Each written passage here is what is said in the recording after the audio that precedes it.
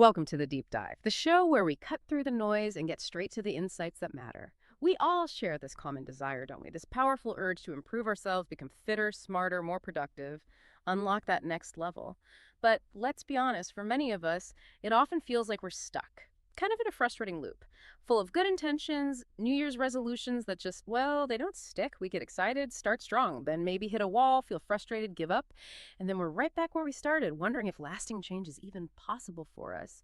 Today, we're taking a deep dive into a book that really flips the script on self-improvement. It offers a practical, actionable roadmap, James Clear's Atomic Habits. The title itself is pretty interesting, offers a clue, doesn't it? When Clear talks about atomic habits, he's not just referring to something small, he means an extremely small amount of a thing, yes, but also, maybe more importantly, the single irreducible unit of a larger system. Think about it. Every complex structure, every huge achievement is built from countless tiny foundational bits. Our mission in this deep dive is to explore exactly how these seemingly insignificant atomic changes, these tiny, consistent improvements, how they can, over time, accumulate and compound, lead to remarkable, often surprising, and really transformative results in your life. We're going to try and give you a shortcut to being well informed on why these principles work, how they play out, and how you can actually apply them. And what's really compelling is that this isn't just abstract theory for James Clear. His own life story is, well, it's a powerful testament to the very principles he teaches. His journey began with a truly devastating event, something that forced him to confront the power of these small changes. On the final day of his sophomore year of high school, a seemingly ordinary baseball practice, it turned catastrophic. He was struck squarely in the face with a baseball bat, full swing, right between the eyes. He has no memory of the impact itself. Wow. Yeah. The bat crushed his nose, fractured his skull multiple times, shattered both eye sockets. The collision was so severe, it sent the soft tissue of his brain slamming into the inside of his skull. It led to immediate, widespread swelling, internal bleeding. That's terrifying. Just unimaginable. It really is. He ended up in a coma fighting for his life, in the same hospital building, actually, where his younger sister had been treated for leukemia years earlier. Oh, man. The weight of that must have been immense for the family. Absolutely. A very precarious time. He needed multiple extensive surgeries just to repair the damage to his face and brain. He suffered seizures, temporary vision loss, a traumatic brain injury that profoundly impacted his motor skills, his memory. For months, he couldn't even do basic things like drive a car or read a book. And baseball. You mentioned baseball. Exactly. He was cut from his high school varsity team, a sport he'd loved and played religiously since he was 4. It was central to his identity. So a huge physical and psychological blow. Totally. But here's where his story takes that incredible turn and directly connects with the ideas in Atomic Habits. Instead of giving up or, wallowing in self-pity, Clear dedicated himself to this relentless process. Tiny, consistent improvements. He started by focusing on just getting 1% better each day. Just 1%. Yeah. Whether it was making his bed, doing one more rep in the gym, writing one more sentence for school, he knew he couldn't make grand leaps. Right. So he focused on the atomic changes he could make. Exactly. And this disciplined, incremental approach, it completely transformed his trajectory. He went from being cut from the team to not only returning to baseball, but becoming the top male athlete at Denison University. That's an incredible comeback. Isn't it? He was named to the ESPN Academic All-America team. By the time he graduated, he was listed in the school record books in 8 different categories. He even earned the university's highest academic honor, the President's Medal. Wow. So not just recovered, but excelled. Yeah. Massively. Massively. And from there, he built this hugely successful business as a habit formation expert, a popular newsletter with millions of subscribers, all focused on the science of continuous improvement. His own life is just this living proof of the ideas we're about to explore. It shows that even from the absolute worst setbacks, you can rebuild little by little into something truly extraordinary.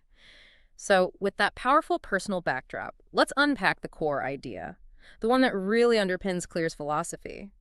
The incredible, often underestimated compounding effect of small improvements. Is absolutely foundational, yeah. Think of it like compound interest, but for your life, for your personal growth. What starts as a seemingly tiny win or maybe a minor setback, it just accumulates. It grows into something much, much more substantial over time. It's like, imagine an airplane leaving LA, heading for New York. If the pilot adjusts the nose just 3.5 degrees south, that's tiny, almost imperceptible, right? Barely noticeable. Right. They won't land in New York. They'll end up way off, maybe in Washington, D.C. That tiny initial shift compounded over thousands of miles, leads to a completely different destination. That's the subtle but really profound power of compounding, and it applies directly to your habits. That airplane analogy really paints a picture. So, small shifts in direction lead to big differences in where you end up. Precisely. And a fantastic real-world example of this is the transformation of the British cycling team. For nearly 100 years, professional cycling in Great Britain was, well, frankly, it's kind of a joke. Is he not a powerhouse? Far from it. Since 1908, they'd won just one gold medal at the Olympics. One. And in the Tour de France, cycling's biggest race, 0 wins in 110 years. Wow, that's consistent mediocrity. It was so bad that a major European bike manufacturer actually refused to sell them bikes. They were afraid it would hurt their brand's reputation to be associated with them. Ouch, that's bad. Yeah. Then, in 2003, they hired a performance director named Dave Brailsford. He came in to turn things around, and his philosophy was revolutionary but simple. The aggregation of marginal gains. Aggregation of marginal gains. Okay, what does that mean exactly? The idea was basically to break down every single tiny thing that goes into riding a bike, everything, and then improve each component by just 1%. Just 1% on everything. Just 1%. He believed these tiny, almost invisible improvements, when you added them all up, would lead to a significant overall performance boost, something anything but marginal. So not one big fix, but loads of tiny ones. Exactly. And he was obsessive about it. Yeah. They didn't just look at the bikes themselves. They redesigned bike seats for more comfort, better endurance. They tested massage gels to find the absolute best one for muscle recovery. Massage gel, seriously? Seriously. They even figured out that rubbing alcohol on the tires improved grip by a tiny fraction. They taught riders the optimal way to wash their hands to reduce illness, something overlooked, but crucial when you think about lost training days. Right, sickness can derail everything. Absolutely. They analyzed dust in the transport truck, looked at nutrition, sleep hygiene, even the type of pillow a rider used at night. Hundreds of tiny variables. It sounds incredibly detailed, almost neurotic. Maybe a little, but the results, they were just astonishing. Within only 5 years, British cycling became totally dominant. They won an incredible 60% of the Olympic cycling gold medals at the 2008 Beijing Olympics. 60% from basically nothing. Exactly. And in 2012, Chris Froome became the first British cyclist ever to win the Tour de France. This wasn't some overnight miracle. It was the delayed outcome of this deep commitment to tiny, consistent 1% improvements. A masterclass, really. That's incredible. It really drives home the power of those small gains. Let's put some numbers on it, because the math itself is striking and kind of counterintuitive. If you manage to get just 1% better at something each day for a year, Okay. you won't just be 365% better, like 4 times better. Yeah. No. The power of compounding means you'll actually end up 37 times better by the end of that year. 37 times. From 1% a day. 37 times better. Conversely, if you get just 1% worse each day, you decline almost down to 0. It just shows how dramatically these small choices, positive or negative, stack up over time, often without you even noticing until the result is massive and undeniable. That's a powerful way to look at it, that your current results aren't maybe the most important thing. It's more about your current trajectory, your direction. Precisely. And this is a crucial insight. Your outcomes are not an immediate reflection of your current efforts. They are a lagging measure of your habits. A lagging measure. Think about it. Your net worth today, that's a lagging measure of your financial habits over months, years. Your current weight is a lagging measure of your eating and exercise habits. Your knowledge, lagging measure of learning habits. Clutter in your home, lagging measure of cleaning habits. You get what you repeat. You really do. You get what you repeat. Time magnifies the margin between success and failure. Those tiny, often invisible daily battles, whether you spend less than you earn, or make it to the gym, or practice your craft, those define your future self, even when the immediate results aren't there. That connects to something else he talks about, doesn't it? This idea of a plateau. Yes, exactly. The plateau of latent potential. This is often where people get frustrated and give up.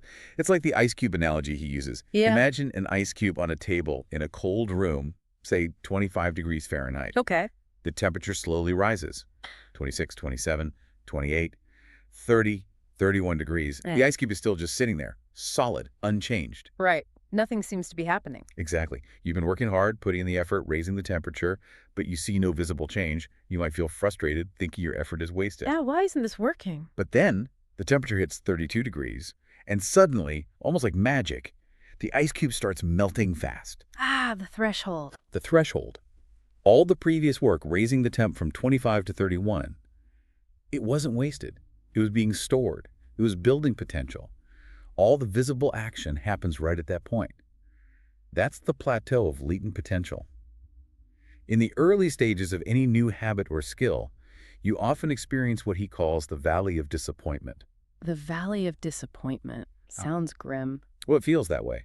You expect progress to be linear. You put in work. You expect immediate proportional results. When those results don't show up quickly after days, weeks, maybe months, people get discouraged. You quit. I've been running every day for a month. Why don't I look different? Exactly that kind of thinking. The key insight here is realizing that frustration isn't necessarily failure. It's often a sign you're storing potential, that you're on the cusp of a breakthrough. It's a test of your commitment to the process, not just the shiny outcome. Your work wasn't wasted, it was just accumulating. When you finally break through that plateau, people might call it an overnight success. Right. Where did they come from? But you know, it was the long, unseen, consistent work that made that sudden jump possible. The most powerful outcomes are delayed. The challenge is reframing that frustration. That reframing is so important for sticking with it, and it really makes you question assumptions about how change actually happens. Clear challenge is another big one, doesn't he? This idea that setting specific goals is the only or even the best way to succeed. This is where it gets really interesting for me. Indeed. Goals definitely have their place. They give you direction, a sense of purpose. We need them. But Clear argues that for consistent, lasting progress, we need to focus more on systems, not just the goals themselves. Okay, define that difference. Goal versus system. A goal is the desired result, the outcome you want, the target you're aiming for. Win the championship, lose 20 pounds, write a book. A system, on the other hand, is the collection of processes and habits that lead to those results. It's the vehicle, the daily actions, the journey. Give me an example. Okay, for a coach, the goal is winning the championship. The system is how they recruit players, manage coaches, design practices, develop strategy, make game day calls. Right, all the stuff they do. Exactly. For an entrepreneur, the goal might be building $1 million business. The system is how they test ideas, hire people, manage money, run marketing campaigns. For a musician, goal. Play a new piece flawlessly. System. How often they practice, how they break down difficult parts, how they warm up, how they get feedback. Okay, got it. Goals are the what, systems are the how. Precisely. And Clear points out several problems with a goals-first mentality, especially if it's your only focus. Problem number one is kind of surprising. Winners and losers often have the same goals. That's true, isn't it? Think about it. Every athlete at the Olympics wants the gold medal. Only a few get it. Every business wants to be number one. Only one is. The goal itself doesn't separate the winners from the losers. What separates them is the system they follow.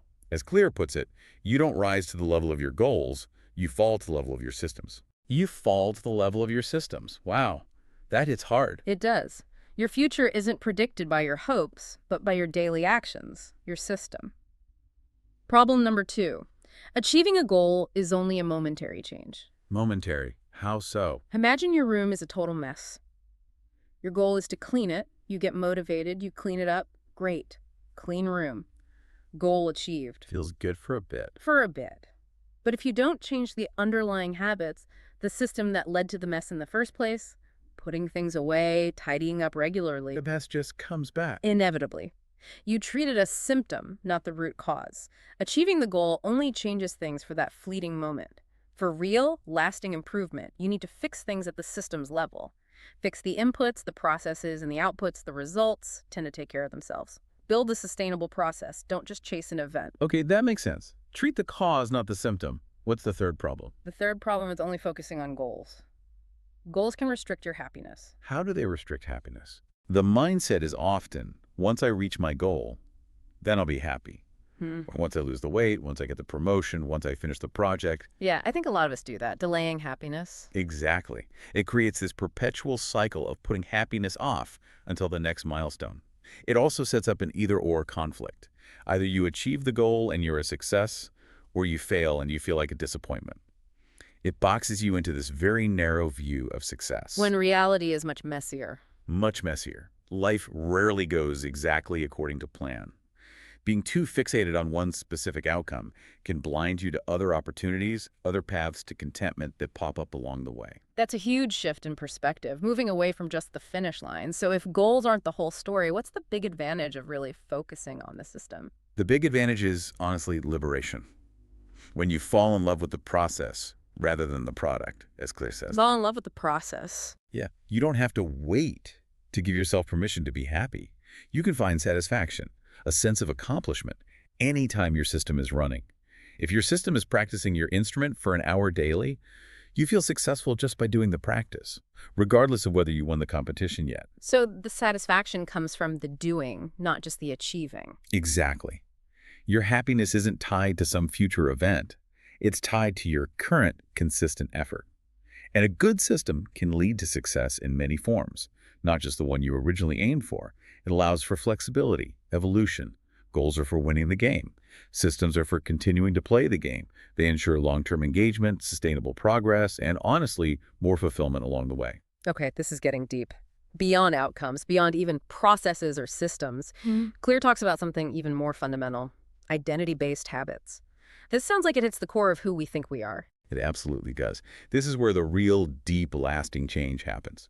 Clear outlines 3 layers of change. There's outcome change. What you get. Losing weight, winning the race. Then process change. What you do. New workout routine, daily writing practice.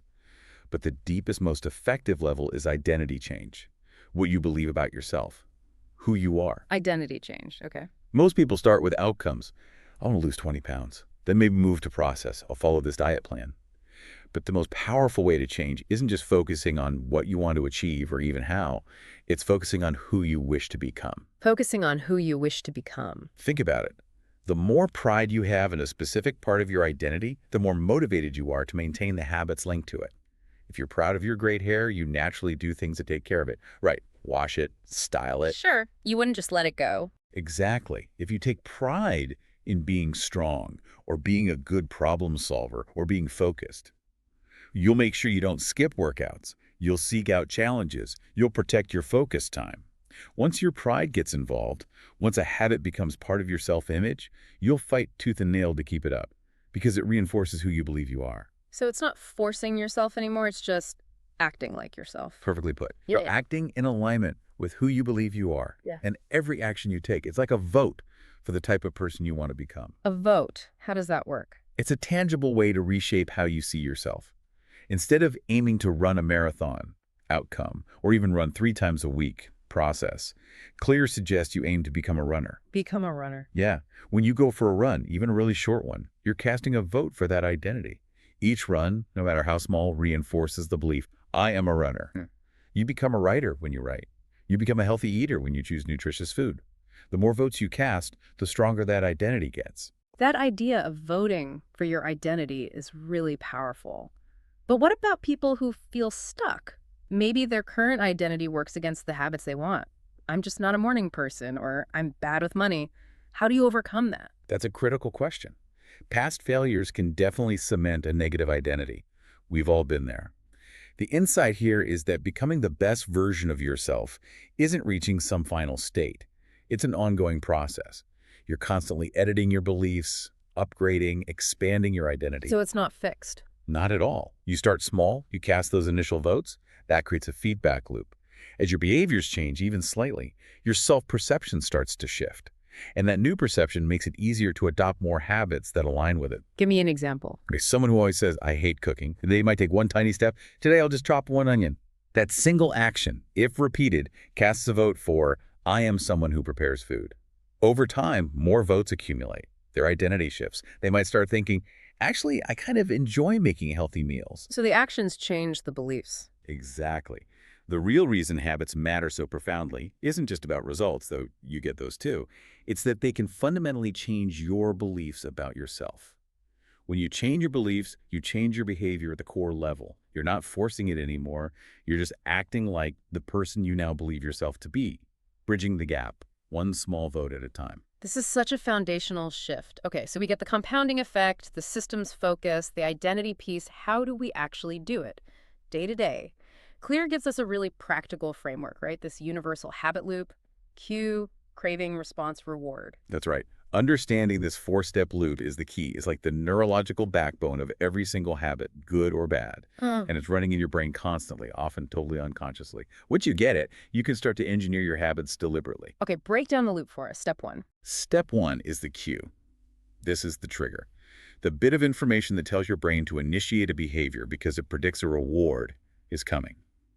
Our ancestors noticed cues for primary rewards. Rustling leaves meant food or danger. Smoke meant fire. Today we respond to cues predicting secondary rewards, money, praise, approval, satisfaction, even just relief from boredom.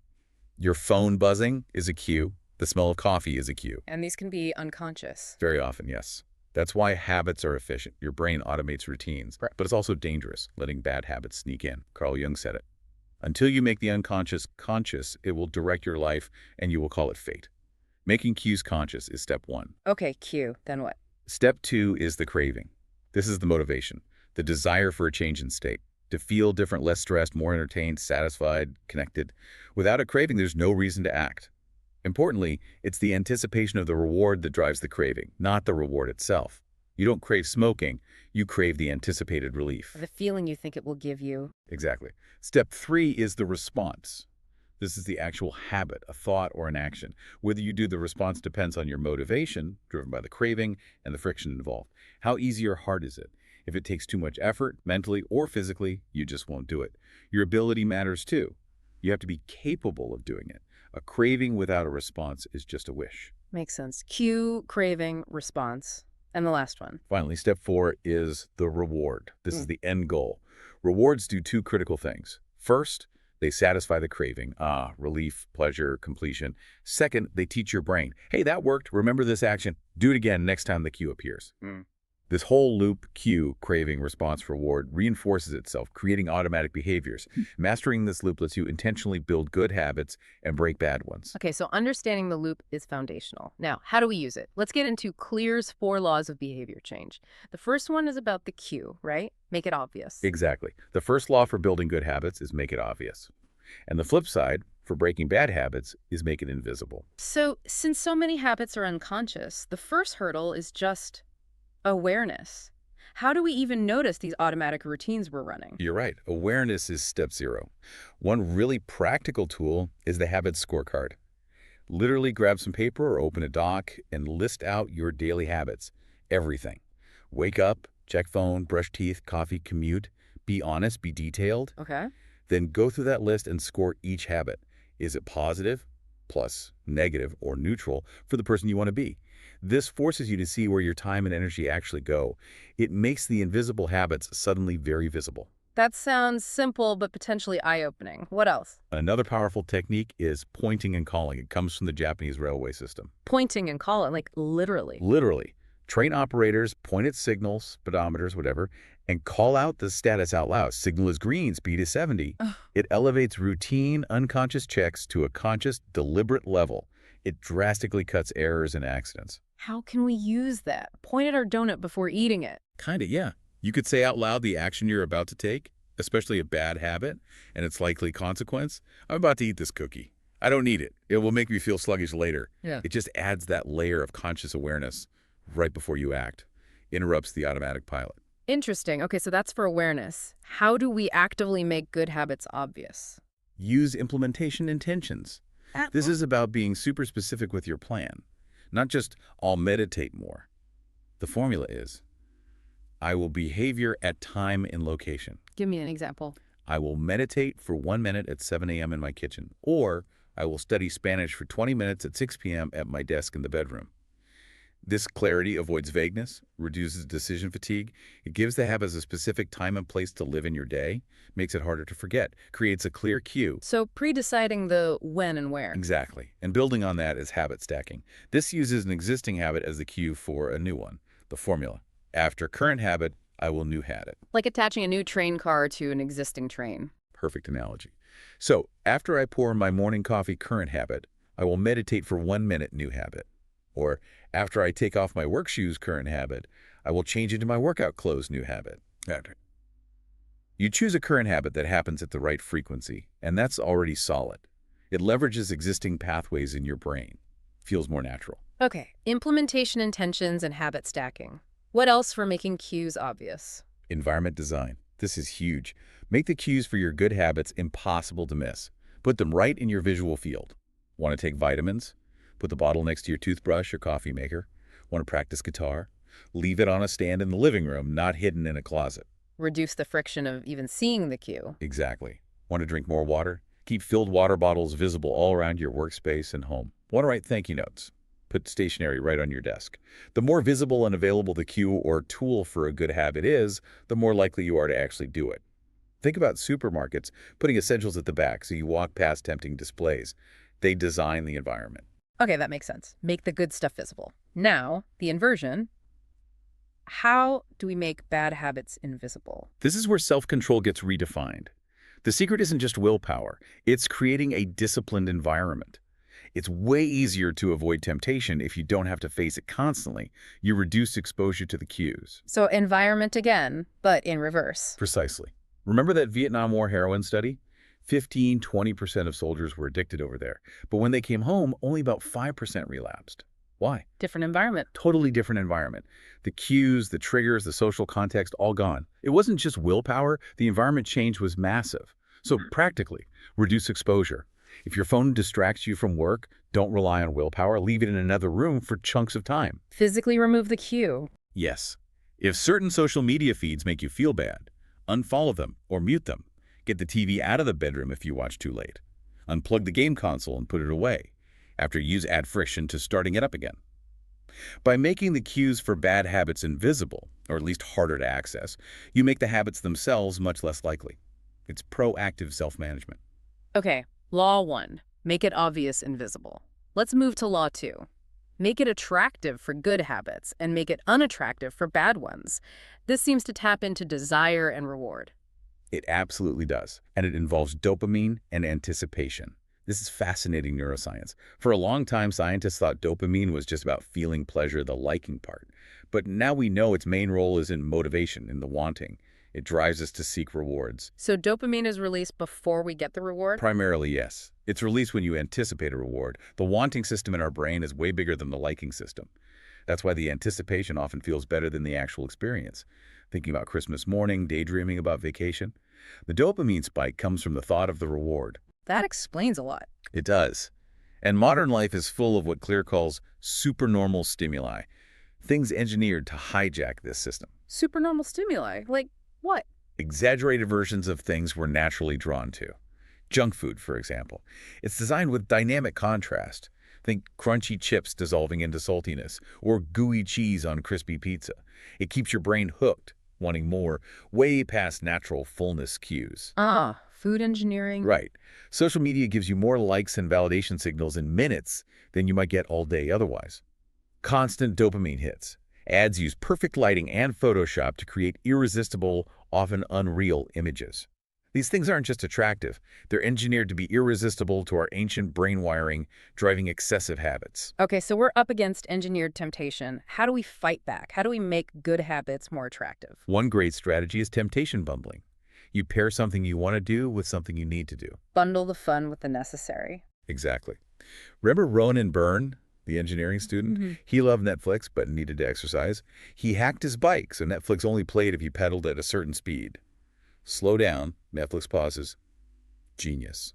He bundled the want, Netflix, with the need exercise. That's brilliant. How can we apply that? The formula. After current habit, I will habit I need. After habit I need, I will habit I want. So maybe. After I finish clearing my emails need, I will listen to my favorite podcast want. Or only listen to audiobooks I love want while I'm exercising need makes the need more appealing. I like that. Pairing rewards. What else makes habits attractive? Join a culture where your desired behavior is the normal behavior. This is huge. We are social creatures wired to belong. The influence of the tribe. Immense. We imitate 3 groups mainly. 1, the close, friends and family. Their habits rub off on us, good and bad. Changing your habits is often easier if you hang out with people who already live that way. 2, the many, the majority. We look to see what others are doing, checking reviews, following trends. There's safety and pressure in numbers. Chimps even adopt less effective methods just to fit in with a new group. 3, the powerful. People with status or prestige we admire. We copy those we see as successful. Think about fitness trends or adopting strategies from successful leaders. So surrounding yourself with the right people makes the habit seem normal, even desirable. Exactly.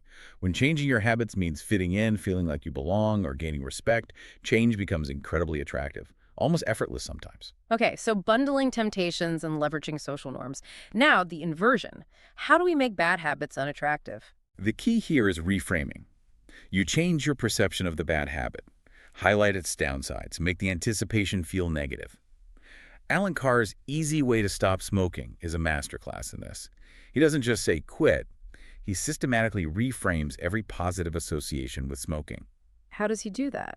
He says things like, you think smoking relieves stress. No, it destroys your nerves. It robs you of health, money, freedom. He makes the idea of smoking repulsive. He changes the prediction. If you predict smoking will make you feel disgusting, unhealthy, and controlled, you're far less likely to crave it. So you associate it with negative feelings before you even do it. Precisely. The cause of the habit is the prediction that precedes it. Change the prediction, highlight the ugly truth, and you break the spell of its attractiveness. Make it seem undesirable. Okay, law 2. Yeah. Attractive, unattractive. Let's move on to law 3. Make it easy for good habits and make it difficult for bad ones. This taps into our natural laziness, right? The law of least effort. Exactly. We are fundamentally wired to conserve energy. We naturally gravitate towards the option that requires the least amount of work. Less friction equals more action. More friction equals less action. It's simple physics applied to behavior. So how do we make good habits easy? Reduce the friction. That's the core strategy. Reduce friction. Design your environment and routine so the good actions are almost effortless or leave the path of least resistance. Think about Jared Diamond's argument in Guns, Germs, and Steel. Agriculture spread easier across Eurasia, east-west, because the climate was similar. Harder in the Americas, north-south, due to rapid climate changes, more friction. Okay. How does that apply to my gym habit? Choose a gym that's on your way to work or home. Don't pick one you have to go 20 minutes out of your way for. That added travel time is friction that makes skipping more likely. Make it part of your existing path. Minimize the detour. Exactly. Think addition by subtraction, like efficient Japanese companies eliminating wasted steps in manufacturing. Remove the hurdles. Modern tech does this constantly. Meal delivery, ride-sharing, voice commands. They all succeed by removing friction from tasks. Make your good habits as frictionless as possible. Okay. Reduce friction. What else? Prime the environment for future use. Set things up now to make the next action easier later. Oswald Knuckles, the IT developer, has this habit of resetting the room. After watching TV, he puts the remote back, arranges pillows, folds the blanket. It's not just tidy. It prepares the room for its next use, making it more inviting and functional. So, prepping for your future self. Yes.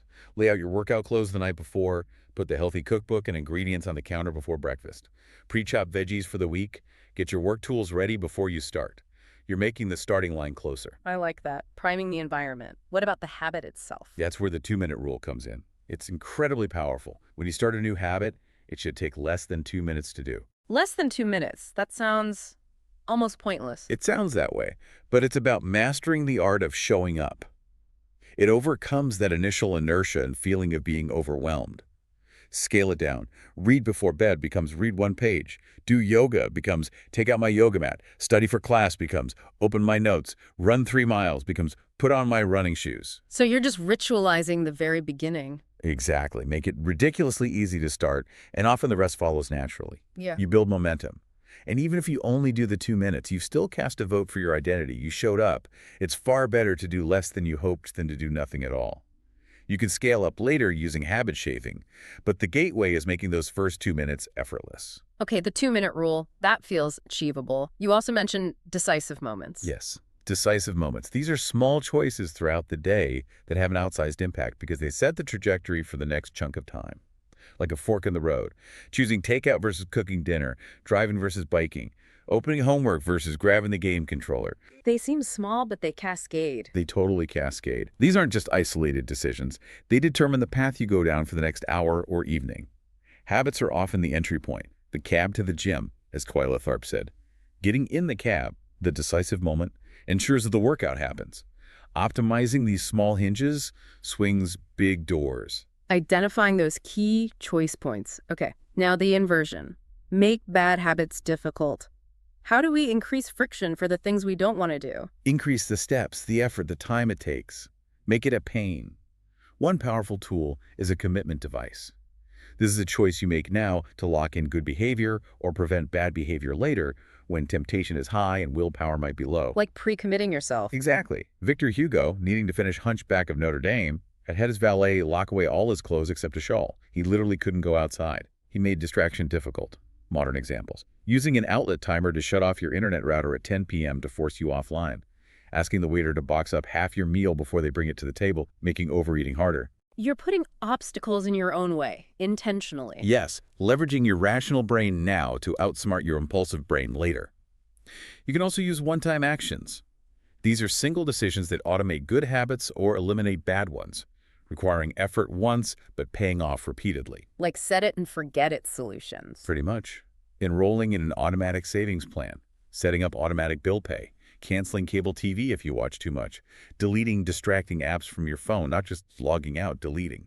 Buying a good mattress or blackout curtains for better sleep one purchase. Ongoing benefit. These one-time actions change your environment or defaults permanently, making good choices easier and bad choices harder without needing ongoing willpower. Okay, that's really practical. So laws 1, 2, and 3 are about setting up the action. What about law 4? Make it satisfying.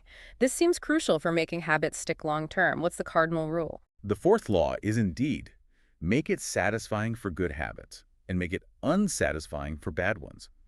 And the cardinal rule of behavior change is simple, rooted deep in our psychology. What is immediately rewarded is repeated. What is immediately punished is avoided.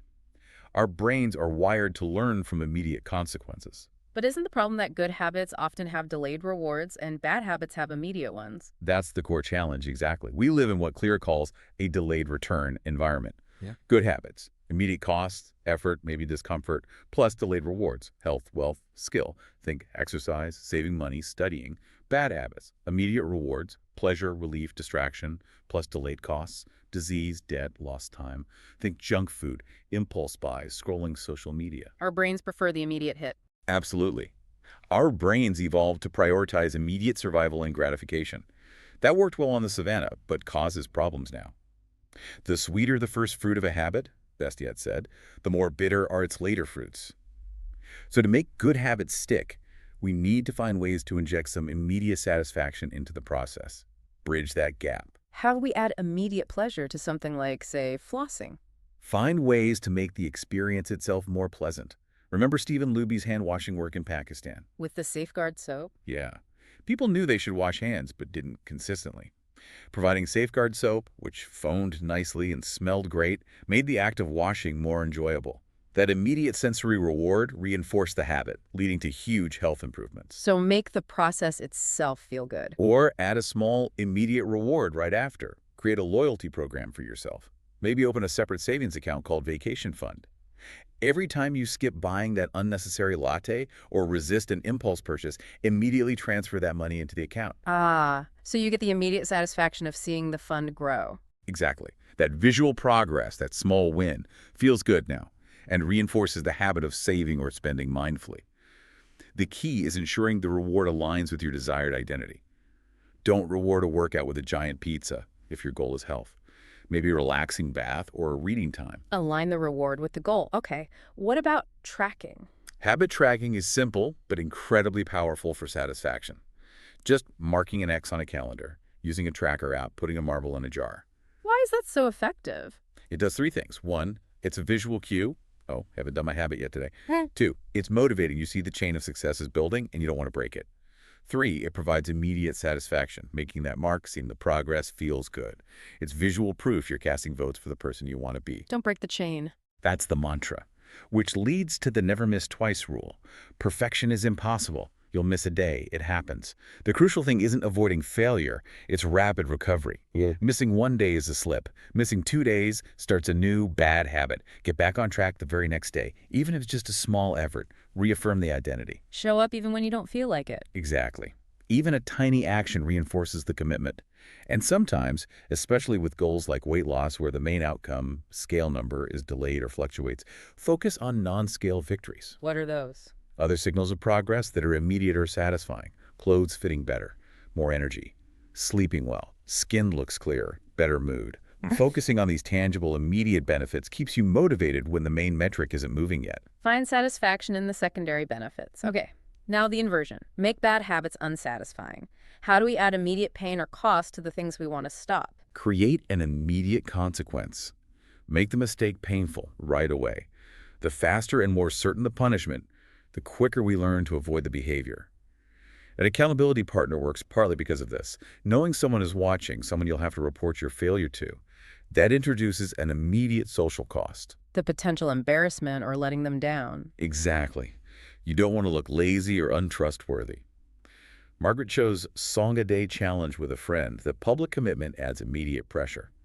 Failing yourself is one thing. Failing someone else often hurts more. Makes sense. What about something more formal? A habit contract. This is a written agreement, maybe signed by you and a partner or coach, spelling out specific consequences for failing to stick to your habit. Making the stakes explicit. And painful. Brian Harris, the entrepreneur, had a diet contract. If he missed logging his food, he had to wear a suit and tie to work and church for the rest of the quarter and pay his trainer $200. Wow. That's motivating. Highly motivating. It makes the cost of slipping up immediate, public, and painful. That immediate pain outweighs the fleeting pleasure of the bad habit. You basically engineer immediate negative consequences. Okay, we've covered the 4 laws: obvious, attractive, easy, satisfying. This gives us a powerful toolkit. But what about keeping it going, long term? When habits get boring. How do we sustain motivation? This brings us to some advanced tactics, particularly the Goldilocks rule. Clear argues that humans hit peak motivation when we're working on tasks that are right on the edge of our current abilities. Just too hard, not too easy. But just right. That's the sweet spot, where challenge meets capability. It keeps you engaged, focused, in a state of flow. If a task is too easy, you get bored, zone out. If it's way too hard, you get overwhelmed, frustrated, and want to quit. The tennis analogy fits here. Right. Perfectly. Playing a 4-year-old. Boring. Playing Roger Federer. Demotivating, you'll get crushed. Playing someone roughly your skill level, that's engaging. You win some, lose some, you're challenged but have a chance. You're fully invested. That just manageable difficulty is where motivation thrives. So we need to keep finding tasks that are just slightly challenging. Exactly. Steve Martin's comedy career is a great example. Over 15 years, he built his act minute by minute. Each year, he'd had just a minute or two of new, challenging material. But he also kept some guaranteed laughs. It was a balance. Yeah. Just enough victories to keep him motivated and just enough mistakes to keep him working hard. That constant slight stretch kept him going for decades. Finding that edge constantly. But what happens when even that edge starts to feel routine? Yes. That leads to arguably the biggest threat to long-term success: boredom. An elite weightlifting coach told Clear something profound. At some point, it comes down to who can handle the boredom of training every day, doing the same lifts over and over and over. Handle the boredom. That goes against the usual follow your passion narrative. It really does. The uncomfortable truth is, successful people feel the same lack of motivation, the same boredom as everyone else. The difference, they find a way to show up anyway, even when it's dull. They stick to the system even when it's not exciting. Precisely. Mastery requires endless practice. But as habits become automatic, routine, they naturally become less interesting. The novelty wears off, the dopamine hits fade. You have to, as Clear says, fall in love with boredom, or at least develop the grit to tolerate it and push through. Because the path to mastery is paved with repetition. Professionals stick to the schedule. Amateurs let feelings dictate their actions. That's the essence of it. Professionals show up, do the work, adhere to the system, even when the mood isn't right. Amateurs wait for inspiration or motivation to strike. Being able to perform when it's boring is what separates the consistent from the inconsistent. It's the ultimate test of those identity-based habits. Wow. What an incredible deep dive. We've really unpacked the core of atomic habits. The sheer power of those tiny compounding improvements. Shifting focus from just goals to building robust systems. And the profound idea of shaping your identity, casting votes with your actions, and the 4 laws make it obvious, attractive, easy, satisfying, and actually kind of practical handle on actually doing it. Building the good, breaking the bad. Absolutely. And if we zoom out, connect this to the bigger picture, all these principles, they're really about fulfilling your potential, becoming who you're capable of being. Habits aren't just about hitting a target, like losing weight or getting a promotion. They're about becoming the kind of person who can achieve and sustain those things. It's about intentionally designing your life, sculpting yourself, one tiny habit at a time. A journey of continuous self-sculpting. I like that. So as we wrap up this deep dive, here's a final thought for you, the listener, to consider. Something to mull over. Your actions reveal how badly you want something. It reminds me of Seneca's line, being poor is not having too little, it is wanting more. How do your deepest desires, your true cravings, actually play out in your daily actions? Are your habits aligned with what you genuinely want? Or do they tell a different story about your real priorities, your current identity? We really encourage you to reflect. What stood out to you from our discussion today? What's one small atomic habit you could make just a little more obvious, attractive, easy, or satisfying starting right now? How can you apply these powerful ideas to become the architect of your own habits and ultimately the designer of your own life? Thank you so much for joining us on this deep dive.